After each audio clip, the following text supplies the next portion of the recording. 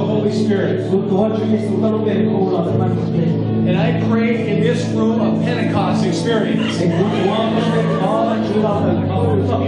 pray for the power of the Holy Spirit to fall upon us right now.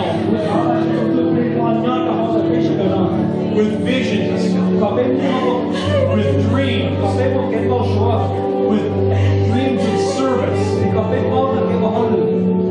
to be witnesses in our families, in our neighborhoods, in our workplace, on the sports field,